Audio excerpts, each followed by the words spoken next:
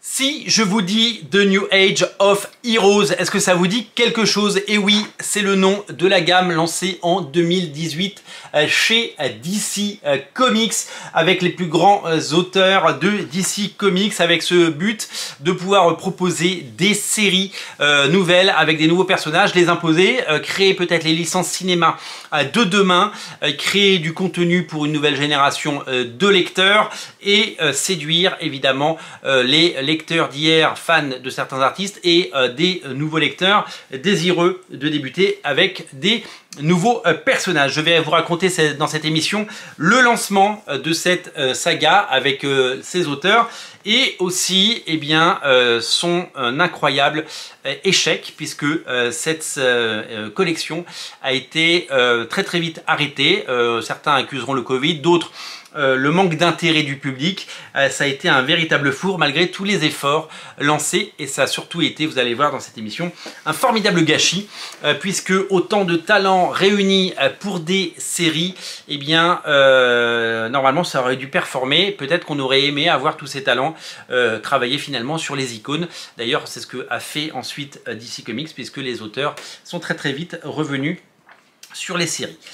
The New Age of DC Heroes a donc été lancé en 2018. Ça devait s'appeler Dark Matters à la base, et finalement ça s'est appelé The New Age of DC Heroes. Le but était de faire une sorte de nouvel univers, voilà, comme il y en a déjà eu dans les comics, avec des personnages soit anciens qui revenaient, soit des créations, des personnages un peu obscurs de l'univers à DC Comics mis en avant à grands coups de renfort marketing, à grands coups de grands noms et d'auteurs. La série qui incarne le mieux cela, c'est Immortal Men. J'ai les 2 premiers numéros ici.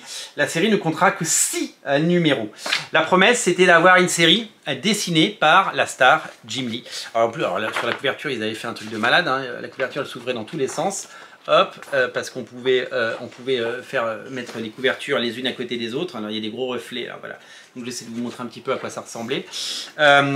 Le principe de cette série était d'avoir, je vous l'ai dit, Jim Lee. Mais pas que, parce que comme pour son run sur Suicide Squad Rebirth, où il partageait la tête d'affiche avec Philippe Tan, eh bien là c'est Ryan Benjamin, le dessinateur Ryan Benjamin, qui a été vous le savez, un dessinateur star du studio Wildstorm, qui avait créé Jim Lee, qui va co-dessiner et qui va faire quasiment une page sur 2 de cet épisode. Malgré la présence de Jim Lee et malgré évidemment tout l'intérêt qu'il y avait pour cet artiste, cette série ne rencontrera pas son public. Elle avait été lancée comme une série régulière, comme beaucoup. Regardez, il y a le Batman qui rit qui est ici. Et finalement, ce sera une mini-série en 6 parties. Ce New Age of DC Heroes n'est pas rentré dans l'histoire, vous l'avez peut-être remarqué, et c'est surtout que aujourd'hui il est très difficile à trouver. Alors il y a eu des rééditions aux États-Unis en TPB ou autre, mais par exemple en France ce n'est absolument jamais sorti, puisque en 2018, vous le savez, il y avait déjà Urban Comics, il y avait déjà ces éditeurs, mais il n'y avait pas, il n'y a pas eu d'intérêt de la part de DC, d'Urban Comics, d'éditer et de proposer cela. Immortal Men a été un fiasco artistique, parce que Jim Lee n'a fait que quelques pages, et un fiasco commercial, si bien que Jim Lee finalement est allé travailler sur d'autres projets par la suite, vous le savez, et faisant beaucoup de couvertures pour évidemment animer le marché jusqu'à son retour sur Batman. Vous l'avez suivi sur Radio Comics. Donc ça, c'est vraiment le symptôme de ce qui s'est passé. Mais je vais vous parler évidemment des autres séries qui ont toutes été lancées et qui se sont toutes pris les pieds dans le tapis, même si certaines ont vécu assez longtemps. Je vais vous raconter. Il y a eu Damage notamment, Damage, sorte de Hulk version DC Comics, avec ce personnage scénarisé par Robert Venditti et dessiné par Tony Daniel, dessinateur de Batman, et Danny Miki, encreur de Batman. Des grands noms pour une série qui n'a pas trouvé son public. Une série qui aurait pu évidemment faire l'objet d'un beau livre. Ils ont gâché le talent de Tony Daniel, hein, qui depuis a refait du Batman, qui depuis a fait beaucoup de choses. Tony Daniel il est très occupé, vous le savez, entre Noctera chez Image Comics avec Scott Snyder et sa propre série. Il a évidemment fait des merveilles. Il a refait un peu de Batman récemment, vous le savez. Mais il avait fait Damage. Damage, j'avais pris les 3 premiers numéros. Dès que les ventes, comme les ventes n'étaient pas folles, eh bien ils ont tout de suite commencé à mettre les personnages classiques comme Wonder Woman en couverture dès le numéro 3 pour pouvoir essayer de faire venir les lecteurs, mais ça n'a pas suffi. L'autre argument de cette gamme, c'était d'avoir des petits prix à 2,99 €. Et bien ça n'a pas suffi non plus à faire marcher cela. Une des séries que j'aimais beaucoup, j'ai les 3 premiers numéros également, c'est Sideways, sorte de Spider-Man de l'univers DC Comics, dessiné par le fantastique Kenneth Rocafort. C'est d'ailleurs peut-être le dernier boulot de Kenneth Rocafort chez DC Comics. Hein, vous le savez, il fait une série qu'il l'auto-publie et qu'il le fait en crowdfunding, en financement participatif sur Indiegogo. Ça s'appelle Gros Ken et ça marche très très fort pour lui.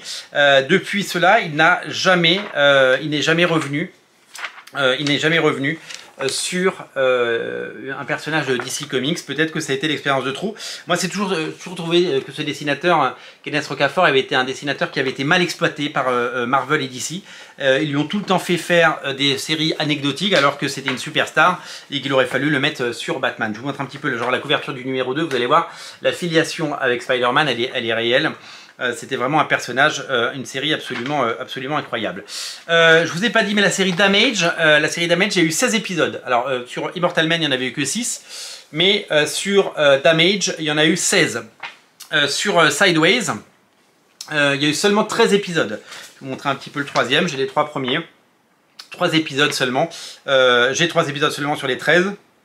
Et c'est pareil, c'est une série qui n'a jamais vu le jour malgré les qualités artistiques de ce dessinateur qui aurait mérité d'être mieux utilisé par Marvel et DC pour travailler sur les plus gros projets. Il n'en a jamais été ainsi malheureusement.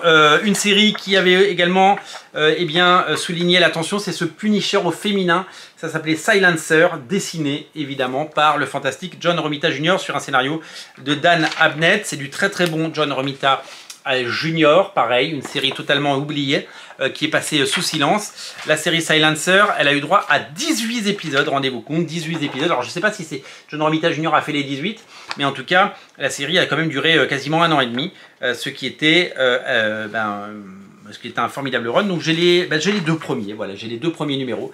J'avais pris les 2 premiers à 2,99 € pour essayer, je me suis dit que ça rentrerait dans ma collection. Autre série lancée, je crois dans un second temps, ça s'appelait The Curse of Brimstone. La particularité, c'était que c'était une série qui était scénarisée par, dessinée par Philippe Tan, un dessinateur qu'on aime vraiment beaucoup, qui a vraiment un style étonnant, qui aurait mérité d'être une plus grande star, mais tout ce qu'il a toujours fait, ça a toujours été de très très grande tenue et de très très grande qualité. 2 autres séries ont été éditées, et là j'ai pas du tout d'épisodes. Il y a eu une série New Challengers en 6 numéros. Alors Curse of the Brimstone, il y a eu 12 épisodes. New Challengers, c'était une série de Scott Snyder et Andy Kubert. Donc quand je vous dis qu'ils ont mis tous les grands talents d'ici Comics, Jim Lee, Kenneth Rocafort, Tony Daniel, John Romita Jr., Philippe Tan, Andy Kubert, je peux vous dire, il y avait vraiment des grands noms à l'époque sur cette gamme. New Challenger, il y a eu 6 épisodes, c'était les Challengers of the Unknown, bien sûr. Il y a eu une série The Unexpected, dessinée par Ryan Sook, qui a eu droit à 8 épisodes. On va terminer avec la dernière série, celle qui a compté le plus d'épisodes, qui s'appelait The Terrifics, et on en parle parce que, regardez, c'est Mr. Terrifics, ce personnage rendu populaire grâce au film de Monsieur James Gunn, personnage iconique, devenu totalement culte grâce à un film. Et cette série Terrifics, avec plein d'autres personnages, comme vous pouvez le voir, des personnages issus du panthéon des héros DC Comics, cette série elle était dessinée par Ivan Reis. Donc pareil, ils ont pris une des plus grandes stars de l'époque. C'est comme si aujourd'hui ils mettaient Dan Mora, Sean Murphy, tous ces dessinateurs, Jorge Jiménez, sur une nouvelle gamme avec des nouveaux héros et que ça prenait pas. Là ça n'a pas pris, les ventes n'étaient pas au rendez-vous, ça s'est pas vendu, le public a boudé et il y a eu un rejet total de cette gamme et de ces séries, avec Tom Strong qui apparaissait à la fin du premier numéro. Rendez-vous compte, le Tom Strong qui était là, donc vraiment c'était quelque chose d'exceptionnel. Alors Terrifics, c'est une série étonnante parce qu'il y a eu 30 numéros, c'est-à-dire que toutes les séries se sont arrêtées et celle-là, comme elle était culte, elle était scénarisée par Jeff Lemire, j'ai oublié de le préciser, eh bien, elle est devenue totalement culte. Et donc, à partir de là, les gens ont voulu la lire et la découvrir. Et celle-là a duré pendant 30 numéros. Donc, du coup, elle a dépassé, je crois que sur les derniers numéros, il n'y avait même plus marqué de New Age of Heroes. Il n'y avait plus marqué tout ça. C'était juste devenu une série DC Comics normale. Un petit peu comme quand Marvel avait lancé le label Tsunami avec plein de titres, notamment Namor et puis Runaways, hein, les fugitifs, et puis bah, toutes les séries se sont arrêtées sauf les Runaways, donc ils ont enlevé le label Tsunami, hop, c'est rentré dans le rang, c'est rentré dans l'univers Marvel Comics à l'époque. Et ben pareil pour Terrifix, une série qui a marché pendant 30 numéros. À noter que à cause du Covid, les 3 derniers numéros ne sont jamais sortis au format papier, mais seulement au format digital, et bah, le Covid a sommé, comme les boutiques étaient fermées et qu'il n'y avait plus de comics à vendre, et bien pendant plusieurs mois, et bien le New Age of DC Heroes a échoué et est retombé dans l'anonymat. Voilà pour ce run qui, à mon sens, a gâché énormément de talent. Rendez-vous compte, mettre un dessinateur de la trempe d'Ivan Reis, Kenneth Rocafort, John Romita Jr., Tony Daniel, Jim Lee, Philippe Tan, Andy Kubert ou encore Ryan Sook, les mettre sur des séries jetables, sur des séries mal pensées. Alors on ne veut pas critiquer le fait que DC a essayé quelque chose de nouveau, mais simplement le fait que ces séries étaient très mal produites et que finalement on s'est rendu compte que ce que voulaient les lecteurs, c'était les héros populaires, Batman, Superman, Wonder Woman, dessinés par les plus grands. Et voilà pourquoi, suite à cette expérience malheureuse, eh bien, les auteurs sont revenus sur les séries principales avec le succès que l'on sait.